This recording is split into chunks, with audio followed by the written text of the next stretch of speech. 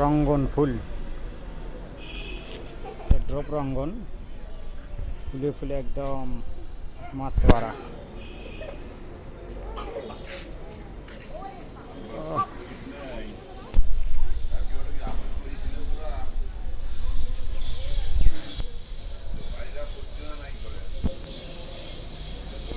অসাধারণ একটি ফুল গাছ,